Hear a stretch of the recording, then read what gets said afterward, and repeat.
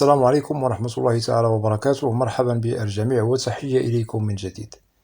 برنامج اليوم هو برنامج مهم موجه خاصة إلى الإخوة والأخوات الذين هم لديهم تساؤل عن البلدان الممنوعة من التقديم على القرعة الأمريكية. إذن هناك نقاط مهمة سوف نتطرق لها في البرنامج، ولا بأس إن استفدتم من البرنامج أن تقوموا بمشاركته مع الأصدقاء والأحبة، هذا كله لكي تعم الفائدة. ولا تنسوا أن تشتركوا في القناة. إذن بالنسبة للبلدان الممنوع مواطنوها من التقديم على القرعة الأمريكية هي بلدان مختلفة.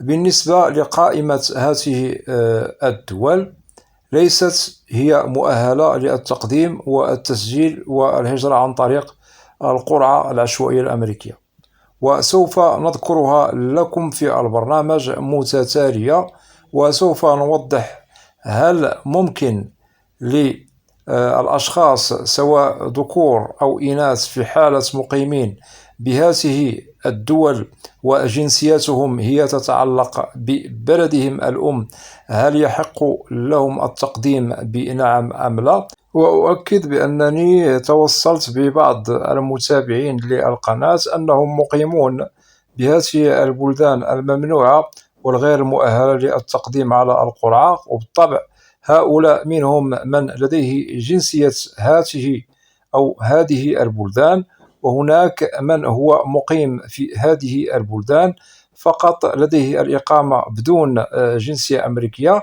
وكذلك توصلت ببعض الأسئلة من طرف مواطنو هذه البلدان، أي أبناء البلدان التي هي ممنوعة من الدخول إلى الولايات المتحدة عن طريق القرعة. وكذلك توصلت ببعض الأسئلة من طرف مواطنو هذه البلدان، وبالطبع هؤلاء لديهم جنسية مزدوجة، أي أنه لديه جنسية بلده وجنسية بلد آخر يتوفر عليها. إذن كل هؤلاء سوف نجيبهم بالواضح لكي يتبين لكم هل مسموح لكم التقديم على القرعة رغم أن بلدانكم هي ممنوعة من التقديم على القرعة الأمريكية. وإن شاء الله هذا كله سوف يتبين لكم في البرنامج، وسوف أوضح لكم من هم المسموح لهم بالتسجيل في القرعة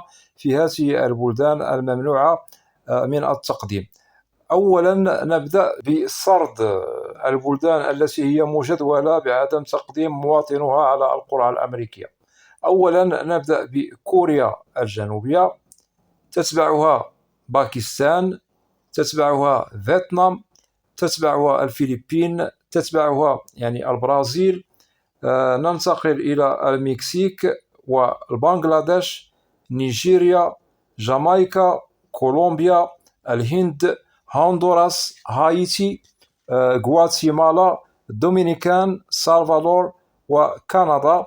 وننتقل إلى الصين باستثناء ماكاو وتايوان، وكذلك المملكة المتحدة باستثناء إيرلندا الشمالية، أنغولا، جزر كايمان، برمودا، جزر فيرجن، بريطانيا، جبل طارق، وهناك جزر أسماؤها هي غير معروفة. كذلك بالنسبة لهذه الجزر غير مسموح لها للتقديم على القرعة الأمريكية. إذن للتأكيد، في حالة أنك مواطن تحمل جنسية البلد الغير الممنوع مواطنوه للتقديم على الهجرة العشوائية الأمريكية، فهنا توضيح مهم للتأكيد عليه. ممكن لك أو لك في حالة تنتسبون لهذه البلدان المذكورة وأردتم السماح لكم بالتقديم في القرعة رغم أنكم مواطنو هذه البلدان وتحملون جنسيتها،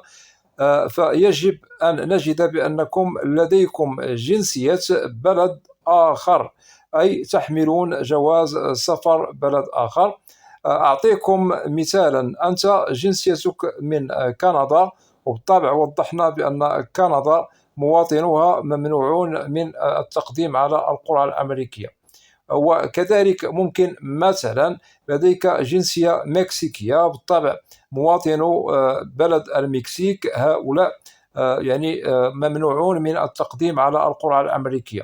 إذن في حالة أن جنسيتك كندي أو جنسيتك من المكسيك، بالطبع هذان البلدان هم من ضمن البلدان التي ذكرنا والتي هي مجدولة وغير مؤهلة لتقديم مواطنها على القرعة الأمريكية.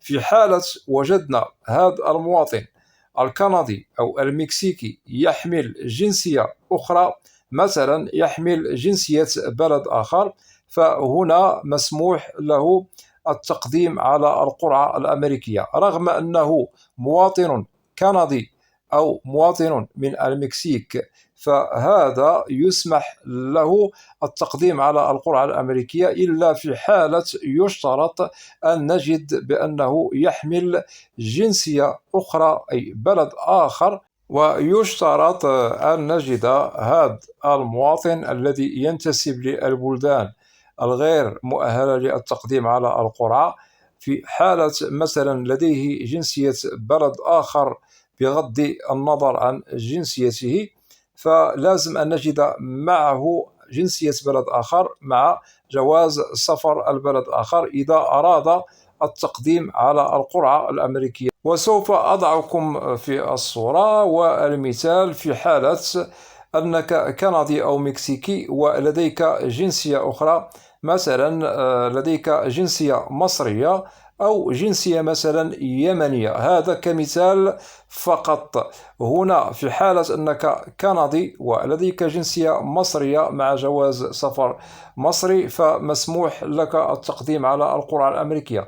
في حالة مثلا أنت من المكسيك وجنسيتك تتعلق ببلدك الأم، وهنا تحمل جنسية أخرى يمنية ولديك جواز السفر يمني، إذن هنا ممكن لهذا الشخص أن يقدم على القرعة الأمريكية رغم أنه ينتسب أو ينتمي لبلد ممنوع من الدخول إلى الولايات المتحدة الأمريكية.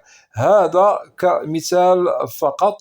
وبالطبع هذا القانون الذي سردناه عليكم في البرنامج هو يسري على البلدان الأخرى السابق ذكرها والغير المؤهل مواطنها للتقديم على القرعة الأمريكية. في حالة مواطنها لديهم جنسية بلد آخر ويحملون جواز سفر يعني البلد الذي هو ليس ببلدهم، فممكن أن يقدموا على القرعة الأمريكية.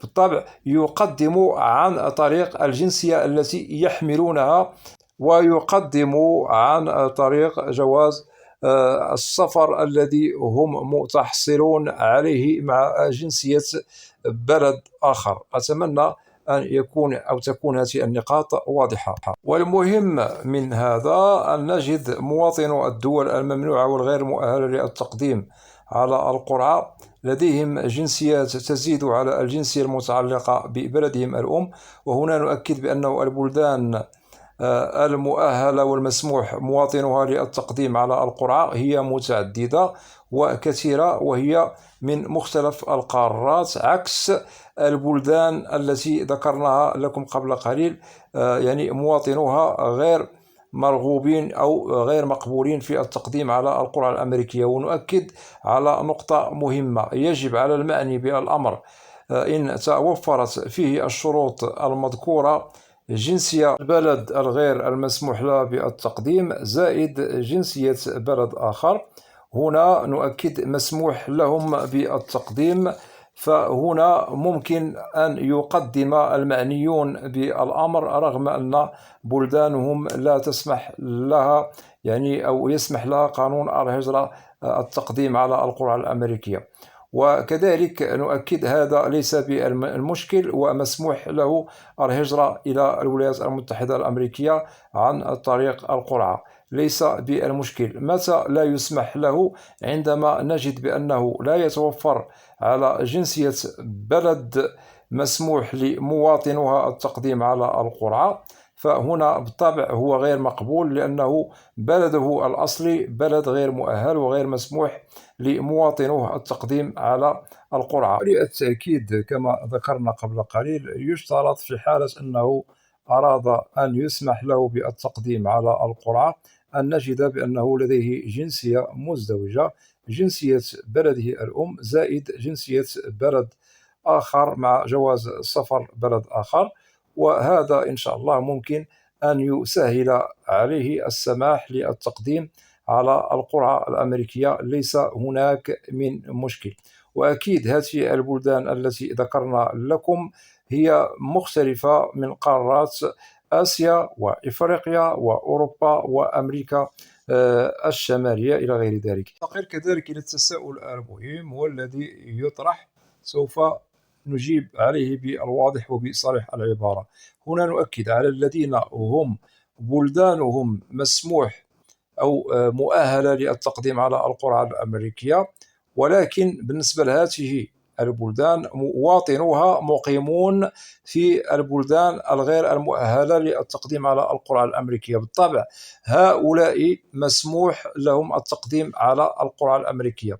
سوف يطرح التساؤل لماذا؟ لأنهم أصلا لديهم جنسية بلدهم الأم، أي البلد الذي هو مسموح ومؤهل للتقديم على القرعة الأمريكية، ليس هناك من مشكل. سواء وجدناه مقيما في البلد الذي هو غير مؤهل كإقامة بدون جنسية، أو مثلا لديه جنسية مزدوجة، ليس هناك من مشكل. المهم عندنا كخلاصة القول أن نجد بأن هذا الشخص يحمل جواز سفر مع جنسية البلد التي هي مؤهلة للتقديم على القرعة الأمريكية، هذا لا يمنعه.